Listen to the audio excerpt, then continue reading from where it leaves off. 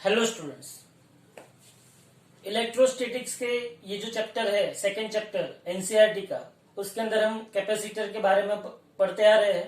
4 lecture हमारे capacitor के ऊपर हो गए हैं। आज हम कैपेसिटर के अंदर जो चार्ज स्टोर करते हैं, उस चार्ज की वजह से जो इलेक्ट्रिकल एनर्जी उसके अंदर स्टोर होती है, हम आज उसकी बात करना चाहते हैं। मतलब हम आज डिराइव करेंगे energy equation of energy stored in parallel plate capacitor. दूसरा हम थियरी डिराइव करेंगे energy density of parallel plate capacitor. तीसरा हम थियरी नहीं है वो, एक्चुअली यहां पे देखने जाओ तो यहां पे आपकी थियरी कैपेसिटर की खत्म हो जाती है, लेकिन मैं एक और थियरी यहां पे करवाऊंगा, जो एक छोटा सा इक्वेशन डिराइव करवाऊंगा कि जिसके अंदर दो स्फीयर को कॉमन वायर के साथ कंडक्ट करेंगे, कंडक्टिंग वायर के साथ जुड़ेंगे तो क्या होता है, उनका पोटेंशियल कितना होता है और एनर्जी कितनी होती है, उसकी बात करेंगे। यहां पे देखो, electrical energy stored in parallel plate capacitor. Parallel plate capacitor, पहली तो बात आपको पता होनी चाहिए कि अगर मेरे पास ये दो प्लेट है, समझो ये दो प्लेट है, मुझे यहां पे प्लस चार्ज करना है और यहां पे माइनस चार्ज। ये कंडक्टिंग प्लेट है, कंडक्टिंग प्लेट मतलब क्या हुआ?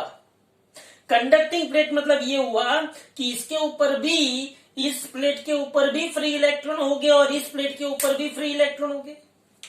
कंडक्टिंग प्लेट मतलब इसके ऊपर फ्री इलेक्ट्रॉन है और इसके ऊपर भी फ्री इलेक्ट्रॉन है। अब समझो, अगर मुझे इस यहाँ पे पॉजिटिव चार्ज और यहाँ पे नेगेटिव चार्ज सप्लाई करना है तो मैं क्या करूंगा? ऐसा तो कर नहीं सकते कि मेरे पास एक डिब्बा है, उसके अंदर इलेक्ट्रॉन भरे हुए हैं, इलेक्ट्रॉन को उठा के यहाँ पे रख दिया, दूसरा डिब्बा है उसके अंदर पॉजिटिव चार्ज रखा हुआ है, उसको उठा के यहाँ पे, ऐसा नहीं हो सकता है। तो हम क्या करेंगे? तो हमने यहाँ पे ऐसा सोचा, हम यहाँ पे ऐसा सोच सकते हैं कि मैं एक काम कर सकता हूं कि यहाँ पे मुझे पॉजिटिव चार्ज बताना है और यहाँ पे मुझे नेगेटिव चार्ज बताना है, स्टोर करना है, तो मैं इन दो प्लेट के साथ एक बैटरी कनेक्ट कर सकता हूं। समझ में आया? मैं क्या किया, मैंने बैटरी कनेक्ट की। अच्छा, बैटरी कनेक्ट की, बैटरी क्या होती है? सेल में क्या होता है? एक पॉजिटिव टर्मिनल होता है और एक नेगेटिव टर्मिनल होता है, बराबर है, ये तो आपको पता है। अगर मैं यहाँ पे ये जो सेल का पॉजिटिव टर्मिनल है और ये नेगेटिव टर्मिनल, तो ये पॉजिटिव टर्मिनल यहाँ पे क्या इफेक्ट करेगा? ये पॉजिटिव टर्मिनल यहाँ पे क्या इफेक्ट करेगा? यहाँ पे फ्री इलेक्ट्रॉन्स होंगे। कौन होगा यहाँ पे? Free electron. यहाँ के इस प्लेट के ऊपर के फ्री इलेक्ट्रॉन पॉजिटिव से अट्रैक्ट होता है ना, तो यहां से फ्री इलेक्ट्रॉन निकल के यहां पे जाएंगे। मतलब इस प्लेट के ऊपर से फ्री इलेक्ट्रॉन निकले, ये फ्री इलेक्ट्रॉन यहाँ पे गए पॉजिटिव टर्मिनल के पास। अगर यहां से फ्री इलेक्ट्रॉन निकल गए तो यहाँ पे क्या बचेगा? ऑब्वियसली कौन सा चार्ज बचेगा? पॉजिटिव चार्ज बचेगा।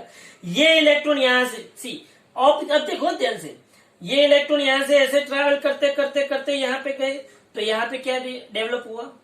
नेगेटिव चार्ज डेवलप हुआ। समझ में आ रहा है?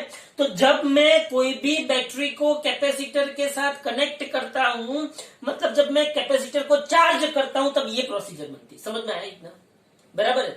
अब ध्यान से देखो, अब क्या होता है ये समझ में आया। एक बाजू पॉजिटिव कैसे बनता है और एक बाजू नेगेटिव। अब मेरी थियरी यहाँ पे क्या है, एनसीईआरटी में पूछी जाने वाली बहुत अच्छी थियरी है ये। मेरी थियरी यहाँ पे क्या है कि electrical energy stored in parallel plate capacitor, electrical energy को मुझे बताना है पैरेलल प्लेट कैपेसिटर के अंदर। तो मैं कैसे बताऊंगा?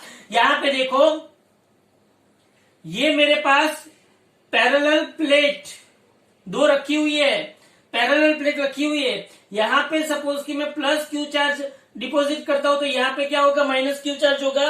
अब ध्यान से देख, इन दोनों प्लेट के बीच का डिस्टेंस कितना है? स्मॉल डी है, और इनका प्लेट, तो cross area of the plates, area of plate A, distance between two plates, distance between two plates क्या हुआ? डी हुआ। अब देखो यहाँ पे पॉजिटिव और नेगेटिव चार्ज मुझे स्टोर। अब समझो, जब t is equal to 0 time था, तब ऐसा समझो कि यहां पे चार्ज कुछ भी नहीं था। देख, इस कैपेसिटेंस ऑफ इन दोनों प्लेट का कैपेसिटेंस कितना रहेगा? C। जब t इज इक्वल टू 0 था, t इज इक्वल टू 0, तब यहां से यहां आने वाले चार्ज कोई नहीं था, मतलब q इज इक्वल टू क्या था, 0। और जब q इज इक्वल टू 0 था तो जो पोटेंशियल डिफरेंस होता है, potential C is equal to Q by V, तो v is equal to Q by C. अब यहाँ पे v is equal to 0 by C, तो क्या हो गया, 0 हो गया जब टाइम 0 था। तब जब टाइम इन बिटवीन कुछ था, तब सपोज कि कितना चार्ज यहां से यहां ट्रांसफर हुआ, क्यू डैश, और यहां पे पोटेंशियल कितना होगा, V dash is equal to क्या होगा, क्यू डैश बाई सी होगा। जब टी टाइम टोटल टाइम हो गया, तब कितना टोटल चार्ज आ गया, तो potential v is equal to क्या हुआ, क्यू बाई सी हुआ। समझो, तो पहले t is equal to 0 time में यहां से मैं यहां पे कोई चार्ज नहीं लाया था, फिर टाइम बढ़ा, मैंने थोड़ा सा चार्ज यहां से उठा के इस प्लेट पे रखा। समझे, यहां पे इस प्लेट से नेगेटिव चार्ज को उठा के मैंने इस पॉजिटिव प्लेट पे रखा। नेगेटिव पॉजिटिव क्या हुआ, एट्रैक्शन हुआ। तो पहली बार जब मैंने इसको उठा के यहां पे रखा तो नेगेटिव पॉजिटिव एट्रैक्शन हुआ तो आराम से बैठ गया हूं। लेकिन जब दूसरी बार मैं यहां से नेगेटिव को उठाऊंगा और इस प्लेट पे रखने की कोशिश करूंगा तो नेगेटिव क्या होगा, रिपल्शन होगा। तो कोई भी चार्ज को एक जगह से दूसरी जगह ले जाने के लिए मुझे क्या करना पड़ता है, वर्क। और वो वर्क जो है वही एक कैपेसिटर के अंदर पोटेंशियल एनर्जी के रूप में क्या होगा, स्टोर हुआ होगा। वर्क जो मैंने किया, किसका वर्क, मतलब मैंने क्या किया, मैंने यहां से चार्ज को उठा के इस प्लेट से मैंने चार्ज को उठा के इस प्लेट पर रखा, मतलब मैंने वर्क किया। और वही वर्क यही कैपेसिटर के अंदर एनर्जी के रूप में स्टोर होगा। समझो यहां पे। तो यहां पे मुझे क्या करना है, आपकी जो एनसीईआरटी की जो टेक्स्ट बुक है उसके मुताबिक जो थियरी है वो समझो। थोड़ा सा एक स्टेटमेंट में उसका यहां पे लिखवाता हूं, ध्यान से देखना। Imagine a process of transferring charge from conductor 2, इसको कंडक्टर 2 बोलते हैं और इसको कंडक्टर 1 बोलते हैं। Imagine the process of transferring charge from conductor 2 to conductor 1 bit by bit मतलब क्या, ये एक वर्ड बहुत ही इंपॉर्टेंट है, बिट बाय बिट। बराबर है, यहां से मैंने थोड़ा चार्ज उठा के यहां पे रखा, बराबर है। अब यहां पे देख, बिट बाय बिट। अब यहां पे देख, अब मैं ऐसा समझता हूं कि eight any instant assuming q dash charge transferring from 2 to 1, work done कितना होगा, इस q डैश चार्ज को यहां से वर्क डन कितना होगा, तो dw is equal to q dash into delta V होगा। देखो यहाँ पे सी वर्क डन क्या होता है, मैं ये q डैश चार्ज को, इस q डैश चार्ज को मैं यहां से यहां लाया, तब मुझे कुछ वर्क करना पड़ा। तो वर्क इज इक्वल टू क्या होता है, work is equal to magnitude of charge multiplied by potential difference होता है। क्या होता है, मल्टीप्लाइड बाय पोटेंशियल डिफरेंस, बराबर है, ये आपको पता है। वर्क इज इक्वल टू, तो dw is equal to q dash into dv, change in potential होगा। अब यहां पे देख, but dv is equal to क्या है, मैंने यहाँ पे जो चार्ज को यहां से यहां लाया, सपोज कि मैं यहाँ पे dq जितना चार्ज को लाता हूं, तो देख यहाँ पे क्या होगा, dq डैश इंटू dv, बराबर है। तो dq डैश और dv क्या होगा, तो आपको पता होना चाहिए कि dv v is equal to q dash by क्या होता है, c। तो मैं यहाँ पे क्या लिखता हूँ, q डैश बाई c। तो यहाँ पे work is equal to small amount of charge, मैं यहां से यहां लाया तो small amount of charge multiply by potential difference, तो D Q dash into Q dash by C, तो D W is equal to मेरे पास Q dash by C into D Q dash, ये मेरे पास small amount of work done हुआ। Now total work done, total work done क्या होगा, total work done W is equal to integration of D W, W is equal to यहां पे क्या आएगा Q dash by C into D Q dash. ध्यान से देखना, ये कहां से कहां आएगा, zero to capital Q, zero, क्योंकि टोटल चार्ज कितना है कैपिटल Q है, तो W इज इक्वल टू क्या होगा यहाँ पे 1/c integration zero to capital Q dash into D Q dash. अब Q डैश का इंटीग्रेशन क्या होगा, x रेस टू 1 का इंटीग्रेशन क्या होता है x² बाई 2, तो Q डैश का क्या होगा, तो W is equal to 1/c, 1/c, तो ये Q dash square by 2, Q dash square by 2 कहां से कहां integration zero to capital Q, तो W is equal to 1/2c, तो W इज इक्वल टू क्या हुआ 1/2c, तो यहाँ पे देखो आप W इज इक्वल टू क्या हुआ 1/2c Q डैश स्क्वायर। अभी यहाँ पे upper limit and lower limit लगाओ, तो मैं यहाँ पे upper limit and lower limit लगाता हूं, ध्यान से देखो, so W is equal to 1/2c Q dash square में अपर लिमिट Q स्क्वायर रखी हो, लोअर लिमिट 0 स्क्वायर, तो W इज इक्वल टू क्या आ गया Q स्क्वायर बाई 2c। छोटी सी थियरी सिंपली आप समझो कि एरिया ए था, distance between two plate D था, मैंने क्या किया, imagine the process of transferring charge from 2 to 1 bit by bit at any instant assuming D Q dash charge transferring from 2 to 1, तो work done is equal to magnitude of charge multiplied by potential difference, तो delta W is equal to delta Q dash into delta V, लेकिन delta V क्या है, तो delta V क्या होगा मेरे पास Q डैश बाई सी, क्या होगा डेल्टा वी मेरे पास Q dash by C, delta V is equal to क्या है Q डैश बाई सी, तो मेरे पास delta W is equal to क्या होगा D Q dash into D V क्या होगा Q डैश बाई सी होगा, तो मैंने delta W is equal to Q dash by C into D Q dash लग दिया, बाद में मैंने इंटीग्रेशन कर दिया, तो मेरे पास आंसर क्या आया Q square by 2c। Okay, तो ये था electric energy stored in parallel plate capacitor. पहला इक्वेशन आप याद रखो, मेरे पास इक्वेशन क्या है Q स्क्वायर बाई 2c, अब यहाँ पे देखो ध्यान से सब, ये है Q स्क्वायर बाई 2c, ध्यान से देखना, energy stored in parallel plate capacitor, energy stored इन, अरे भाई energy stored in parallel plate capacitor, तो वो जो एनर्जी वो इलेक्ट्रिकल एनर्जी है, इसलिए आएगा Q square by 2c।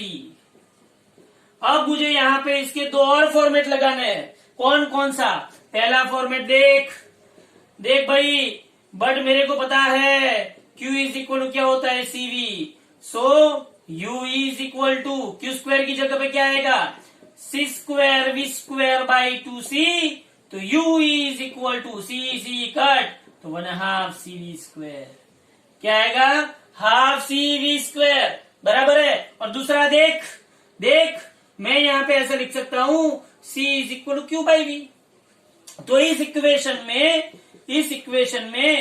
Q square by 2 C की जगह पे मैं Q बाई V लिख सकता हूं, तो इस इक्वेशन के अंदर देख Q ने Q को मारा, तो Q इंटू V बाई 2, मतलब क्या हो गया 1/2 Q इंटू V, तो मेरे पास 3 इक्वेशन आए, पहला equation Q square by 2c, दूसरा इक्वेशन हाफ CV स्क्वायर, और तीसरा equation 1/2 into Q into V। Most time पे थियरी, इसके ऊपर से न्यूमेरिकल भी बहुत आते हैं, तो ध्यान से समझ लो। अब इसके बाद की थियरी है एनर्जी डेंसिटी, मासूम सी थियरी, कोई टेंशन नहीं। Energy density, electrical energy stored in a capacitor per unit volume is known as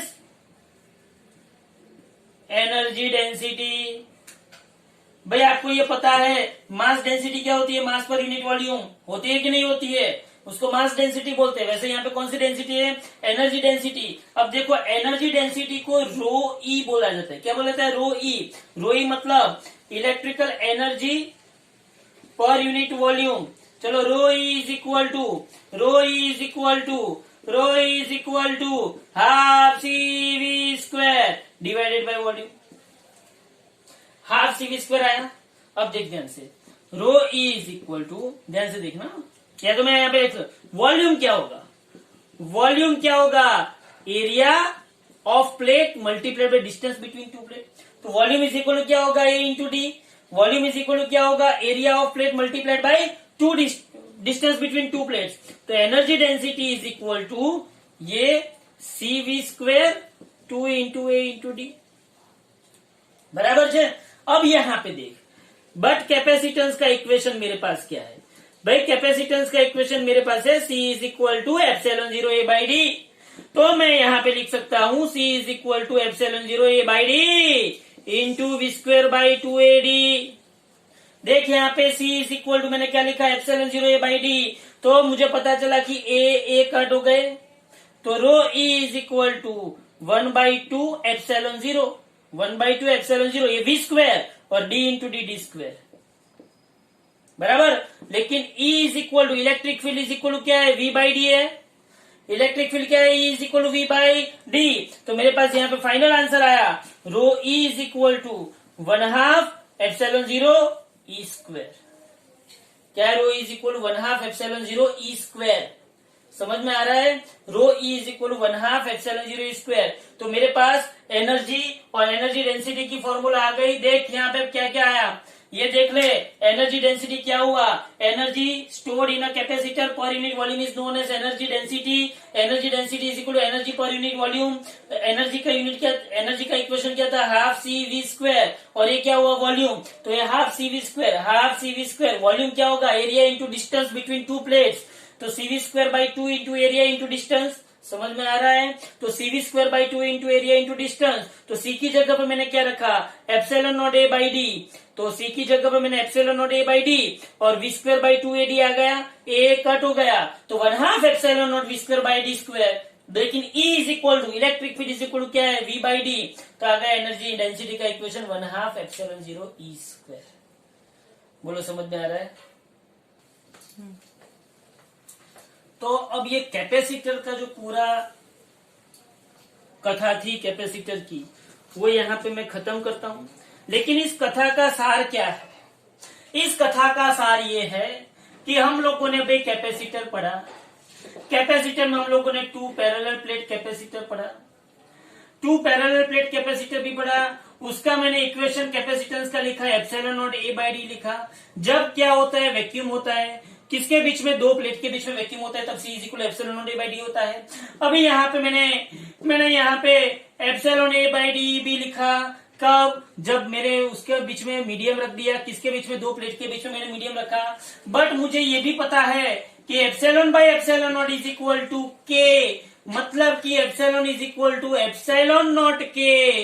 तो मेरे पास C dash is equal to क्या आया, एप्सिलॉन नॉट ए के बाई डी। कब, जब मीडियम है तब, बराबर है। ये पैरेलल प्लेट कैपेसिटर। अगर मुझे स्फेरिकल कैपेसिटर के बारे में बोले, या तो कोई एक स्फीयर ले लो, तो उसका कैपेसिटेंस क्या था, C is equal to R by small K, या तो 4 पाई एप्सिलॉन नॉट R। इसके ऊपर हम अर्थ का इक्वेशन डिराइव कर सकते हैं कैपेसिटेंस का। फिर मैंने कैपेसिटर के अंदर सीरीज लिखा। बोलो सीरीज क्या था, सीरीज में मेरे पास इक्वेशन था C equivalent is equal to 1/C1 plus 1/C2 so 1/CN। फिर मेरे पास प्यारे लाल था, प्यारे लाल में क्या आया, C equivalent is equal to C1 plus C2 plus C3। बोला है कि नहीं आया। अब फिर मेरे पास एनर्जी का इक्वेशन आया, कैपेसिटर के अंदर जो एनर्जी है, U is equal to half C V square is equal to Q square by 2C is equal to half into Q into V। ये मेरे पास किसका इक्वेशन आया, एनर्जी का इक्वेशन आया। और उसके बाद मेरे पास इक्वेशन है एनर्जी डेंसिटी। अच्छा भाई, एनर्जी डेंसिटी का इक्वेशन मेरे पास है, U is equal to half into epsilon 0 into E square. कैपेसिटर के अंदर जो एनर्जी स्टोर होती है वो ऑलवेज इलेक्ट्रिकल एनर्जी स्टोर होती है, याद रखना। एनर्जी डेंसिटी भी क्या होगी, सॉरी एनर्जी डेंसिटी में ये आएगा रो ई आएगा, बराबर है। तो ये सब कहानी मैंने कैपेसिटर की। अब मैं नेक्स्ट लेक्चर के अंदर इसके आगे का पोटेंशियल की theory, potential due to dipole, ये सब जो थियरी है बेसिक थियरी वो करवाऊंगा। थियोरिटिकल पोर्शन जैसे ही खत्म होगा बाद में मैं कैपेसिटर का पूरा मतलब पूरा एक्सरसाइज और इलस्ट्रेशन के 2 लेक्चर रखूंगा, बराबर है। लेकिन ये 5 लेक्चर हुए हैं सिर्फ और सिर्फ कैपेसिटर के। सो प्लीज ये सब थियरी, ये सब डेरिवेशन आपके माइंड में रहने चाहिए, ये कभी भी भूलने नहीं चाहिए। सेकेंड चैप्टर के ऊपर अंदर से बहुत कुछ थियरी आती है, तो ये सब आपको करना है। ओके, तो मिलते हैं हम नेक्स्ट लेक्चर के अंदर। बार बार हर वीडियो देखते रहिए, क्योंकि हर एक वीडियो के अंदर जो भी थियरी दी है वो आपको नोट्स बनानी है, उसकी आपको रिवाइज करनी है। हमारी लिंक जितनी भी है वो सब आप देखते रहिए। Thank you very much.